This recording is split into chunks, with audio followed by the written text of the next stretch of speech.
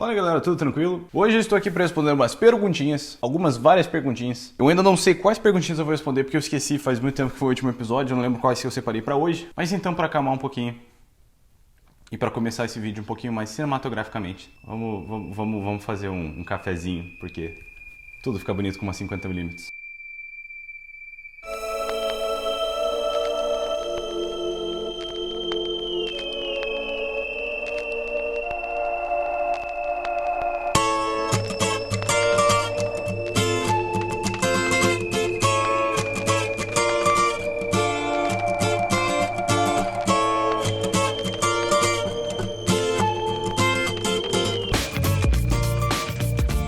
Eu lembro do primeiro vídeo que eu fiz com uma 50mm, foi o primeiro vídeo que eu tinha feito com uma câmera, assim, basicamente, que foi um vlog de viagem em Recife. Eu só fazia vídeo no celular e daí eu fiz o vídeo numa câmera, tipo, pela primeira vez uma câmera emprestada, que é a câmera que eu tenho hoje. Eu fui comprar ela depois, tanto que eu gostei de fazer o vídeo na época. E eu ainda não sabia editar muito bem, não sabia fazer as configurações muito bem, mas eu lembro que as imagens foram muito bonitas, então dá uma olhada aí no vlog de Recife. Debritos. Canal maravilhoso a propósito. Pizza ou sushi? Sushi com certeza. Pizza é bom, mas facilmente sushi. Sam Fute, o que fazer para não pecar? Salmo 119:11. Guardei tua palavra no meu coração para não pecar contra ti. Romanos 12:2 fala que a gente não deve se conformar com esse século, mas que a gente deve nos transformar pela renovação da mente. E essa renovação da mente vem por se encher da palavra de Deus, por guardar a palavra de Deus no coração, assim como disse o salmista. Então, de certa forma, o nosso espírito ele precisa de alimento e exercício, assim como o nosso corpo ou a nossa mente. Eu acredito nesse ser tripartido, eu acredito que nós somos um espírito, que nós temos uma alma e que habitamos em um corpo. E eu acredito que nós precisamos alimentar o nosso espírito com alimento espiritual, que é a palavra, que é viver com a oração. Nós precisamos, estar exercitando o nosso espírito e que por nos alimentar dessa forma nós fortalecemos o nosso espírito e vamos conseguir viver numa vida sem pecado, sendo cada vez mais parecido com ele. Que não é algo que acontece por esforço, é algo que acontece por dependência. Nossa dependência é no Espírito Santo. Duda Pita, como foi seu pedido de casamento para Pri? Amor, você não quer dar um pulo aqui? Talvez para responder essa? Oi? Tudo bem. Quem trabalha em casa não precisa de uniforme. Tudo tem código. Então, o dia do pedido de casamento era o seu aniversário. Sim. Foi 6 de outubro. E eu lembro que eu fui o dia antes do seu aniversário pra vir aqui pra cidade. Nossa, tá muito longe aqui. Eu vim aqui pra cidade de Tulsa. E eu deixei algumas surpresas no escritório da Pri, onde ela trabalhava. Quando eu cheguei no trabalho, tinha, um trail, como é que era? Uma trilha? Tinha uma trilha de rosas, de pérolas de rosa, assim, até onde eu sento, o meu escritório, não, uma desk. Escritório. Então, aí tinha uma trilha linda de pérolas, que eu até onde eu sentava... De pétalas de rosa, né? Pétalas de rosa, isso. E super lindo, várias flores, muitas flores, sério, foi muito lindo. Chocolates. E chocolates. E cartas. Deixa eu contar a história. Mas eu pensei que ele tinha conversado com uma amiga minha e tinha mandado dinheiro pra ela e ela comprou tudo e colocou lá. Eu não sabia que eu tava na cidade dela. Só que eu achei, eu achei super maravilhoso e lindo. Só que eu vi que as flores estavam meio abatidinhas. Eu pensei, nossa, minha amiga é tão cuidadosa com essas coisas, que estranho que ela, sei lá, bateu tanto essas flores. Eu levei as flores na minha cidade, 4 horas de distância, viajando com elas no carro e... Mas eu pensei que ele tinha me falado que ele ia chegar, mais tarde, né? De tarde, na verdade. Depois das minhas aulas da faculdade. E a gente tava conversando em tudo, então eu pensei certeza que ele não tava lá, sabe? Até porque ele era muito assim, de não querer ficar faltando e tal, então eu pensei que ele não...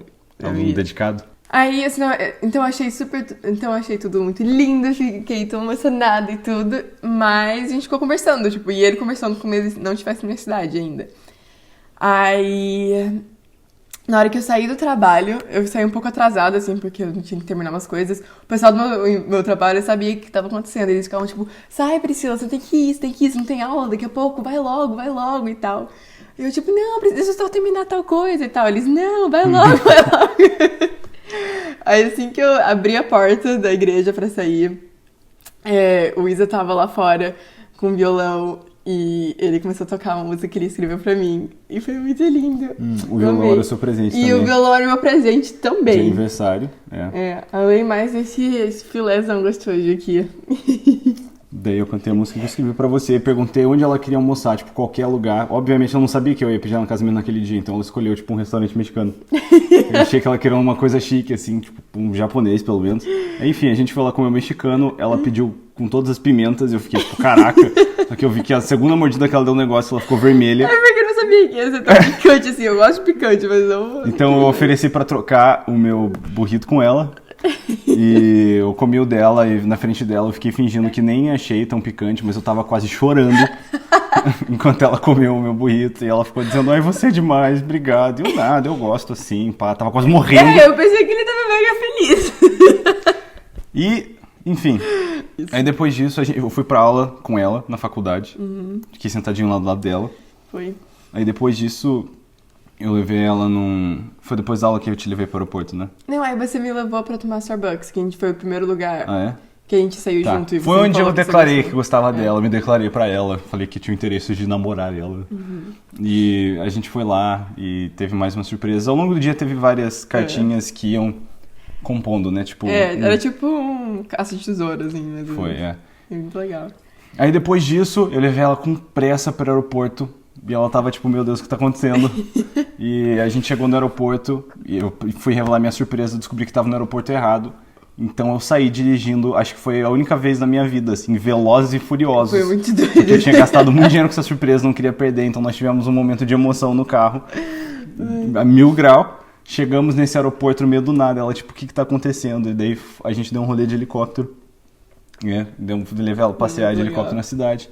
Então o lance, minha ideia foi que eu queria fazer várias surpresas que pareciam bem românticas, que pareciam o ideal pra eu pedir ela em casamento e não pedir ela em casamento. Porque daí no final do dia ela não ia estar esperando, entendeu? Pô, já tinha acontecido tanta coisa. Aí depois desse rolê de helicóptero a gente foi pra célula, porque ela tinha célula no dia, não podia faltar. Grupo pequeno. E depois da célula as amigas dela queriam sair, todos nós juntos. E eu fiquei, eu queria sair só com você, pá, vamos sair só nós dois. E daí eu perguntei onde ela queria ir. E ela quis ir pro centro da cidade. Então eu sabia que ela não ia estar esperando essa surpresa agora, porque foi ela que escolheu por onde a gente ia. E foi quando a gente estava lá, que a gente chegou nesse cantinho meio famoso do centro da nossa cidade, que tem uma acústica, dá pra escutar o eco nos prédios, enfim. Tava bem tarde já, né? Tipo, Estava de noite, Só tava gente praticamente. Tinha algumas pessoas de vez em quando passava por lá, mas... mas quase ninguém. Era muito legal. E foi aí que eu coloquei minhas mãos no ombro dela e comecei a me declarar, falar o que ela significava pra mim, quem ela era pra mim. E aí eu fiquei de joelhinho, e na hora que eu fiquei de joelhinho, ela... Mentira! Foi isso que ela disse. Ela não disse nem sim nem não, foi mentira! Tava empolgada. Eu não acreditando que ia ser aquele momento, sei lá. Eu nem pensei que você ia pedir casamento naquele dia. Tipo. Então, e daí foi o dia que eu pedi ela em casamento. Foi. E, engraçado que eu sabia, a única coisa que eu sabia, que era o sonho da Pri, era que chovesse no dia que ela fosse pedida em casamento. Então eu tinha planejado fazer chuva artificial. Sério, eu até levei meus amigos pra gente poder fazer as mangueirinhas, pá. Chuva artificial. E quando eu tava pensando isso, sério, o Espírito Santo conversou comigo, tipo, sério, chuva artificial, Israel, chuva artificial. Ele falou, esquece isso, deixa comigo. Eu fiquei tipo, o que eu tô pensando? É claro que eu tenho meu papai pode fazer chover. Então eu orei e pedi chuva. E eu tava tranquilo, porque eu sabia que Deus ia fazer chover. Então assim que eu pedi ela em casamento, começou a chover, né? Demorou só uns minutinhos assim, mas começou a chover pra caramba. A gente teve que correr na chuva. Foi mágico. E na verdade eu acho que eu orei um pouco demais, porque choveu muito. Eu nunca vi uma chuva daquelas. Nem tava na época de chuva pra todos. Foi assim, inesquecível aquela chuva. Muito legal. E... Entramos no carro e você tinha que terminar o trabalho da A gente entrou no carro e eu percebi que tinha um trabalho pra entregar, então eu terminei rapidinho. Essa é a história do nosso noivado. Mas foi bem legal. Muito legal. Tiago RJ, você nunca pegou o meu comentário. Pô, Tiago, eu peguei agora. E podia ter sido uma pergunta.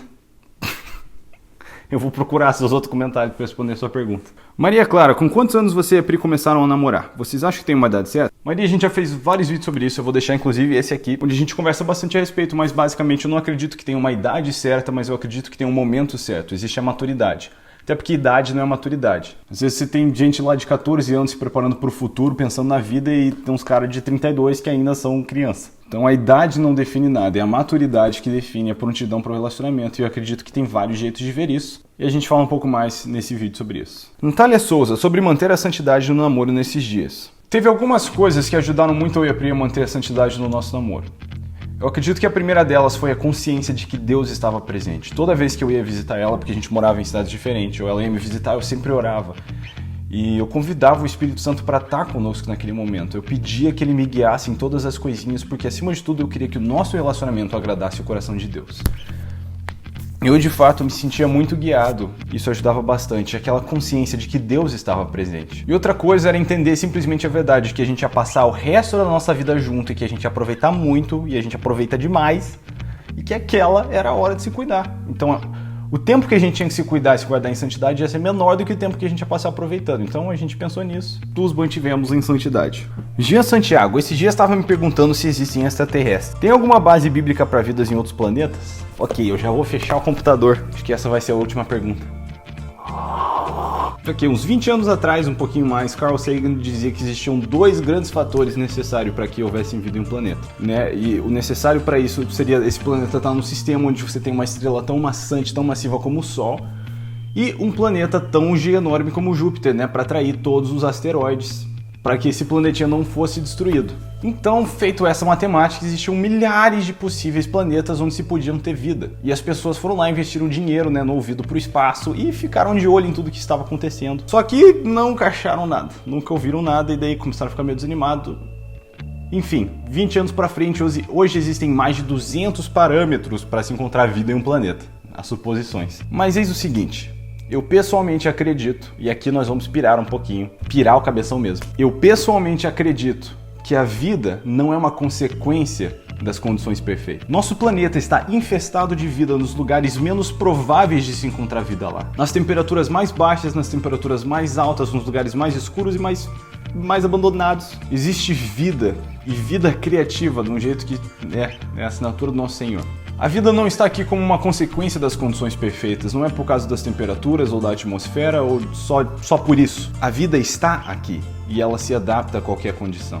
A vida foi colocada nesse planeta, existe um fôlego aqui que nos diferencia do resto. Até porque se você parar para pensar, o Senhor criou toda a vida vegetal antes dele ter criado o Sol. Então qualquer pessoa que acredita na criação, acredita numa evolução mais hardcore do que os evolucionistas acreditam. Porque o Senhor colocou toda a vida do futuro, de informações genéticas encapsuladas num planeta completamente diferente antes da chegada do Sol. E ainda assim estamos aqui, então a vida se adapta e eu acredito que Deus colocou a vida aqui. Em Provérbios 8, a palavra de Deus chama a Terra de o planeta habitável.